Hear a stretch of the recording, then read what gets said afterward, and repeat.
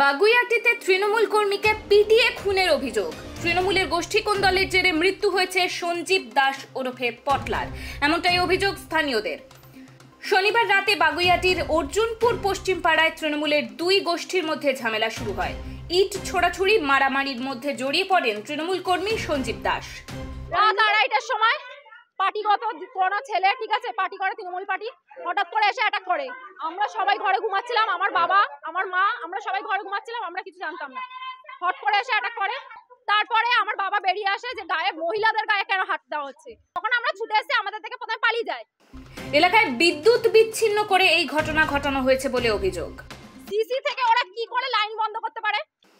গোটা ঘটনার জেরে ব্যাপক উত্তেজনা ছড়ায় এলাকায়। পরিস্থিতি নিয়ন্ত্রণে আনতে ঘটনাস্থলে পুলিশ পৌঁছলে পুলিশকে ঘিরে বিক্ষোভ দেখান স্থানীয়রা।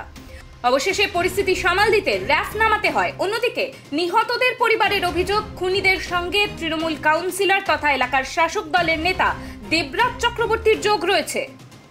এটা সুপর্ণা আন্টি, যে আমাদের কাউন্সিলর 8 নম্বর ওয়ার্ডের কাউন্সিলর, সেও জড়িত আছে। দেবরাজ চক্রবর্তী এমনকি জড়িত আছে, কারণ আমরা বারবার দেবরাজ চক্রবর্তীকে ফোন করেছি, কাউন্সিলরকে হেল্প নেওয়ার জন্য ফোন করেছি, কেউ ধরেনি।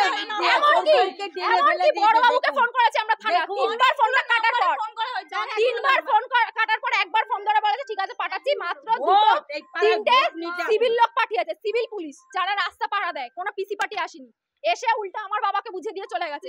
না কোনো গার্ড দিয়েছে না কিছু আছে। তারপরে ছেলেরা এসে সব 30-40টা ছেলে মিলে এসে আমার বাবাকে অ্যাটাক করে, এমনকি কুপিয়ে মারে। তাদের প্রত্যেকের হাতে চাপট ছিল, দা ছিল, রড ছিল। ঘটনা এখনো পর্যন্ত 13 জনকে আটক করেছে পুলিশ। দোষীদের সর্বোচ্চ শাস্তির দাবি করেছে নিহতের পরিবার। টাইমস নাও খবর।